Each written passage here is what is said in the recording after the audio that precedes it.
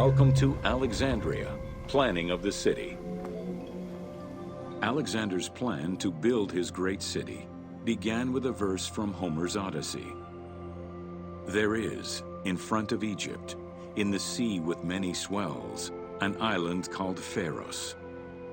Guided by these clues, Alexander the Great founded his future city at the western end of the Nile Delta.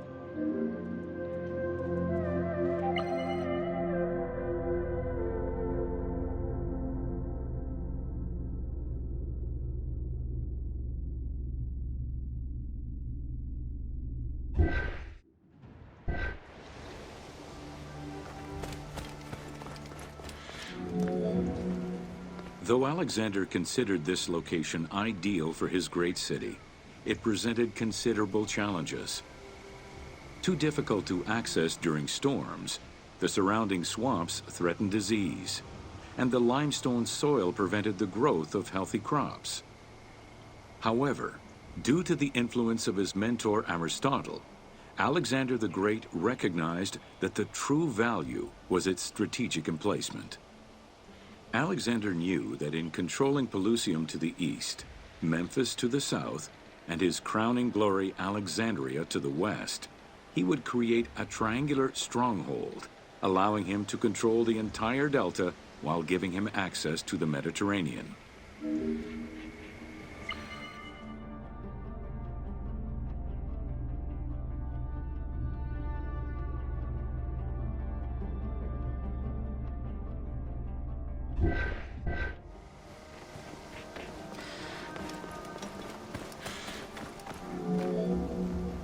The great walls of Alexandria had a humble beginning. Lacking chalk to outline the future city's foundations, architects were forced to use flour instead.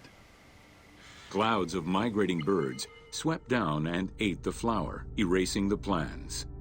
This prompted Alexander to seek guidance from the oracles, who reassured him that his future city was destined to feed a large population.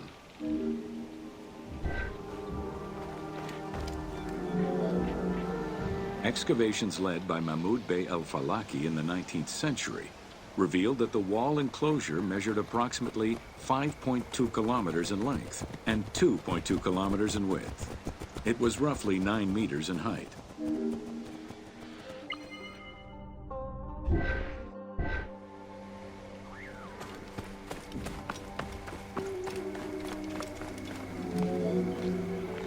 These formidable ancient walls would resist a number of attacks, including fending off the king of Syria in 169 BCE.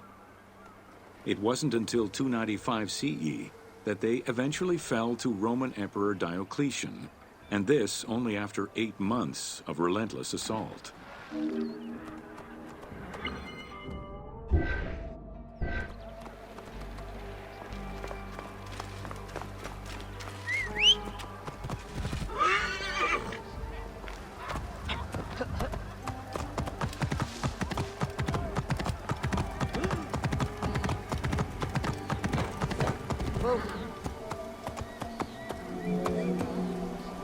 Alexandria's principal architect, Dinocrates, chose a Hippodamian grid plan. The grid maximized functionality, with wide, straight roads and canals running beneath them. Alexander recognized the military value of the city's design. The wide, parallel streets gave him optimal surveillance of the city, while allowing the unobstructed flow of troops.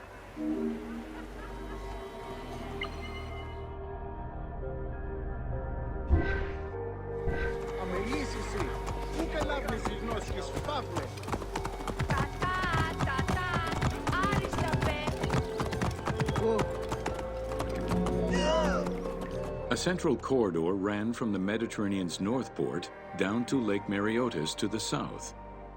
This thoroughfare acted as an unobstructed link for commercial trade and travel between the two ports. Many of the streets were bordered with grand buildings and parks, including Canopic Street, with its impressive gate bordering the eastern end. Whoa. Alexandria was most likely built upon an already existing Egyptian village. Upon its completion, the Egyptians reviled the city, refusing to call it by its founder's name. Instead, they called it Raked, the building, as a mark of disdain, which was later Hellenized into Rakotis. Despite this, the name Alexandria would remain.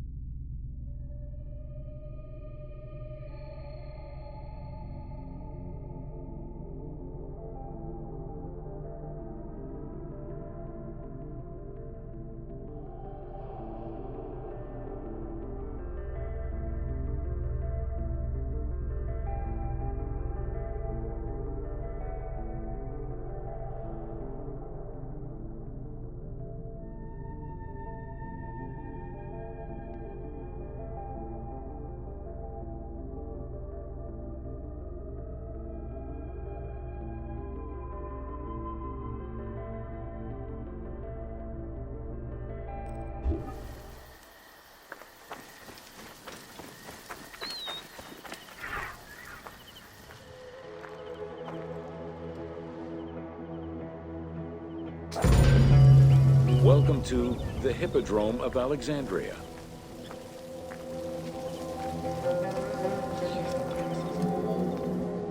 The main hippodrome of the city was called the Legeon, in honor of Lagos, the ancestor of the Ptolemies. Alexandrians were great lovers of horse racing. They were fascinated by the rivalry of these races, the agon, as it was said at that time, that every competition brought. It was a struggle for glory.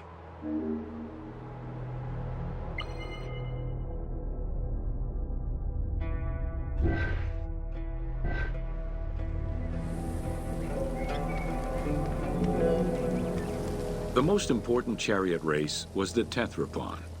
Using 4 horses with the quickest harness to the front right, the charioteer would race for 12 laps, with sharp turns at either end of the hippodrome. The victors were crowned with garlands of olive and received prize money, but the most sought-after reward was to be acclaimed by the works of poets, such as Callimachus and Pindar.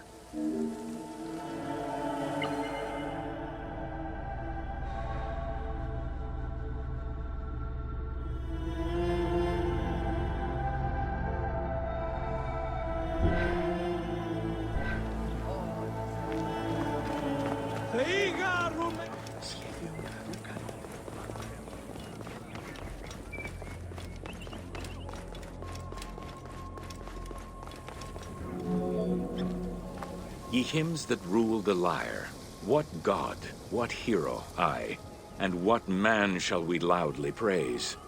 Verily Zeus is the lord of Pisa, and Heracles established the Olympic festival, while Theron must be proclaimed by reason of his victorious chariot with its 4 horses. Theron, who is just in his regard for guests, and who is the bulwark of Acragas, the choicest flower of an auspicious line of sires, whose city towers on high, bringing wealth and glory to crown their native merits.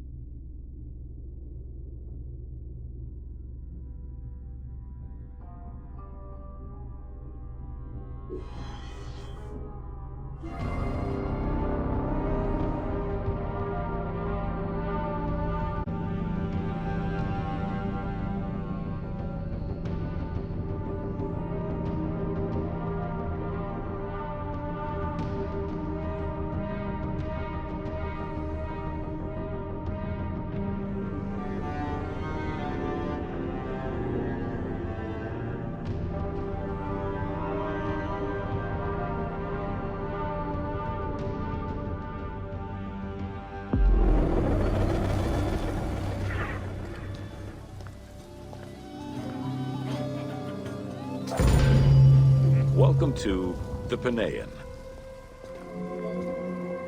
The Panean was a temple built in honor of the god Pan, divinity of nature.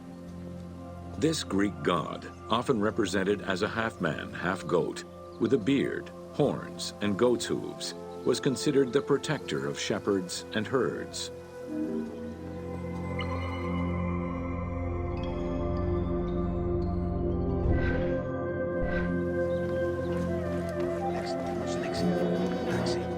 Pan's attribute was his namesake musical instrument, the pan flute.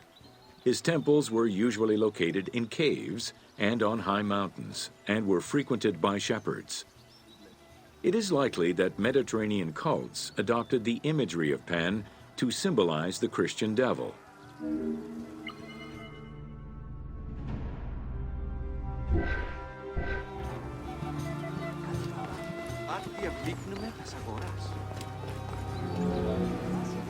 To give proper honor to the god, Alexandrians built an artificial hill upon which they housed his temple to compensate for the flat relief of the city. The artificial mound had the shape of a spinning top or a pine cone, which was accessed by a spiral staircase. The top had a panoramic view of the entire city. Only such heights would be fitting for a mountain god.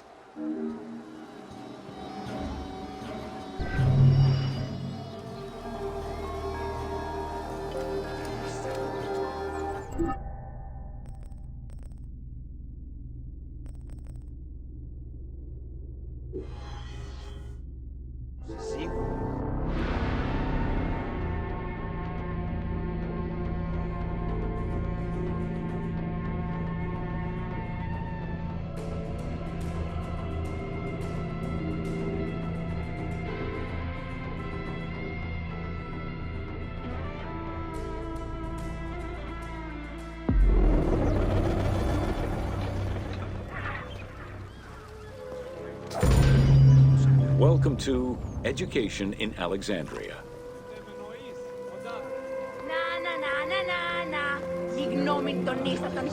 The education of young Alexandrians did not differ from the one generally dispensed elsewhere in ancient Greece.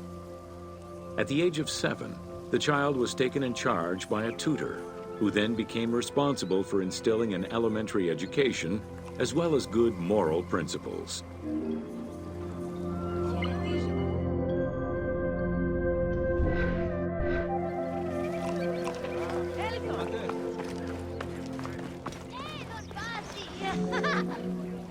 Teaching was generally done outside, in the open air.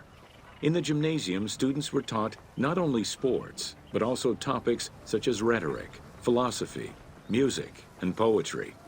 All things deemed essential to one's education at the time.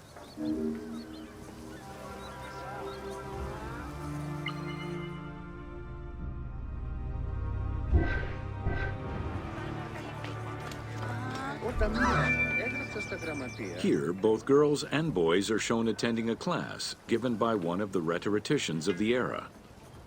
The team made the choice to show both genders attending class within the context of the game world. Even though it is historically inaccurate, the team felt it was not necessary to prioritize historical sexism over inclusive gameplay.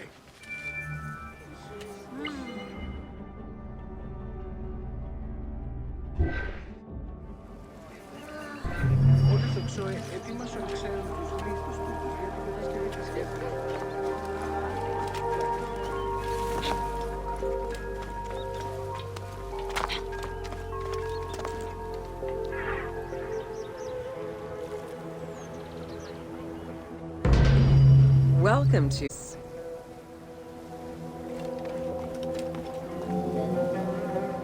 The Heptastadion was a bridge-like causeway connecting the island of Pharos to mainland Alexandria. Its name is based on the Greek terms of measurement, hepta, meaning 7, and stadion, which is a measure of length of roughly 180 meters.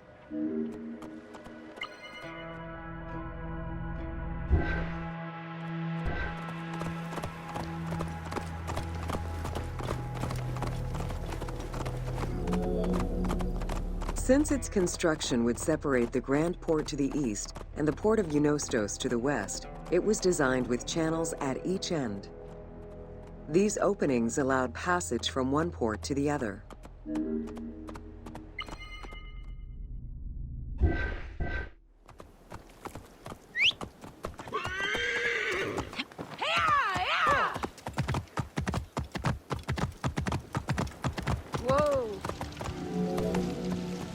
Along with creating separate harbors for the commercial and military shipping, the causeway served as a main aqueduct for the island's inhabitants.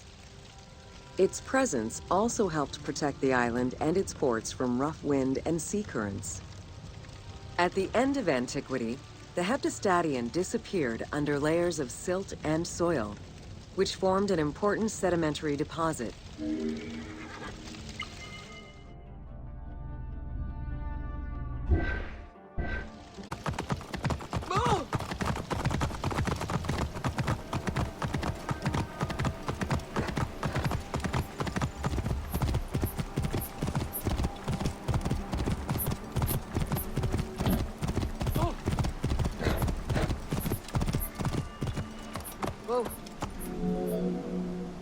While the Serapeum was the most celebrated of the temples in Alexandria, many other temples were built within the city.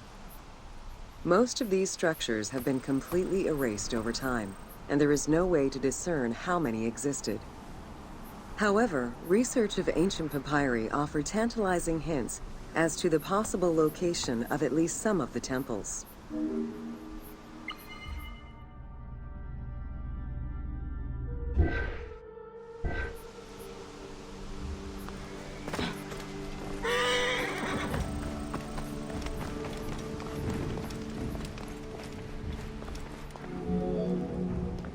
Both papyri and coins reveal evidence of many temples built for the gods. Poseidon, the god of the sea, likely had an edifice in his honor west of this island, as well as on the mainland. This temple next to you is dedicated to Isit Feria, the divine protector of the lighthouse. This location hosted annual celebrations in the month of April, known as the Sacrum Feria, in connection to the lighthouse.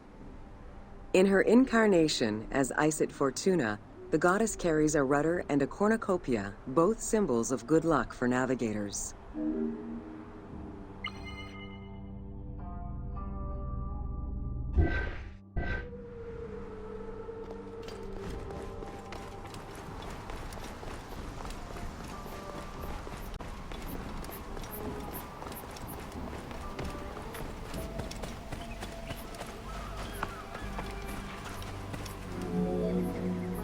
Considered one of the 7 wonders of the ancient world, the Lighthouse of Alexandria was a source of great pride for the inhabitants of the city. Construction began under Ptolemy I's reign and lasted 15 years. It was completed during his son's rule. Once completed, the lighthouse was dedicated to the gods for the salvation of those who sail the sea.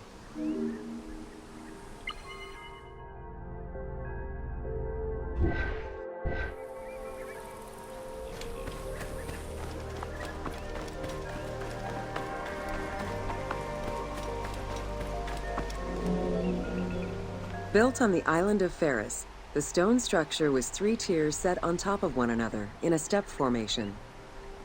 The second floor consisted of an octagonal tower, and the top floor was a cylindrical tower topped by a statue. The interior provided space for staff rooms and a ramp which allowed the transport of fuel to the upper floors.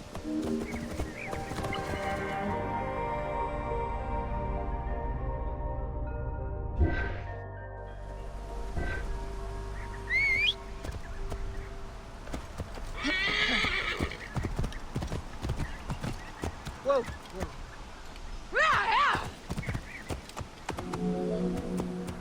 Essential to safe navigation through the rifts and shallow waters, the Pharos was a functioning lighthouse with a beam reportedly visible 50 kilometers away. It's unclear what kind of fuel was used or how much.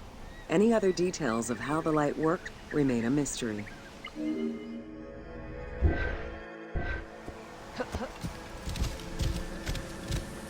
Whoa.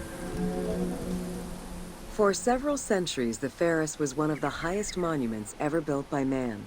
It measured roughly 110 meters in height, compared to the Pyramid of Giza, which was around 140 meters tall. Gradually, the structure was eroded by earthquakes and then completely destroyed in 1480 CE, when a fort was built over it. Archaeological excavations on the seabed have uncovered many blocks from the ancient building.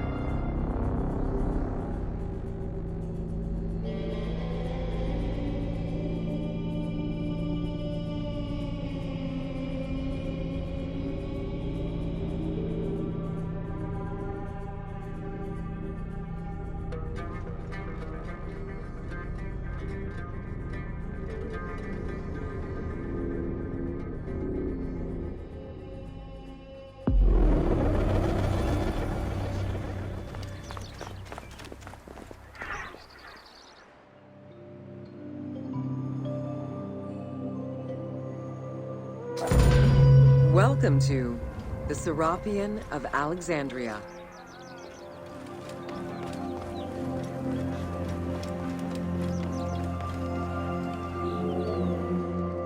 In a city of numerous magnificent attractions, the Serapeum was considered to be the most beautiful temple of Alexandria.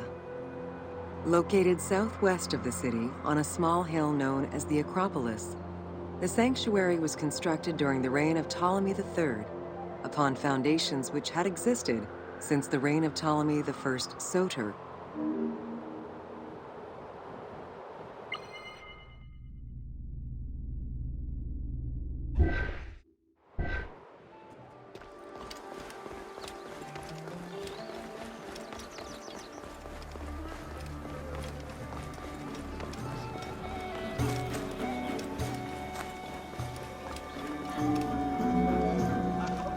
Visitors of the Serapeum climbed 100 steps to reach the courtyard.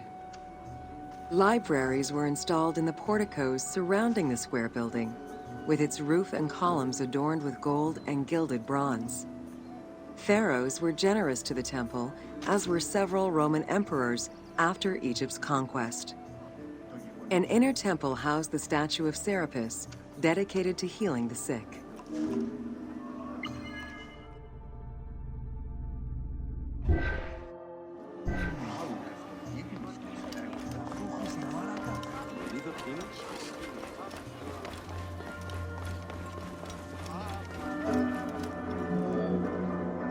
Since the 26th dynasty, Greeks in Egypt had gradually integrated the Egyptian cult of the Apis bull to their own rituals. With the establishment of the Ptolemaic dynasty, the cult of Apis was further integrated into Greek religion. During his rule, Ptolemy I chose to merge Egyptian and Hellenic gods into a syncretic divinity named Serapis. This name was the result of the amalgamation of Osiris and Apis. With this new deity, the Ptolemaic dynasty managed to accommodate similar belief sets for two different cultures, bringing about a new dynastic cult.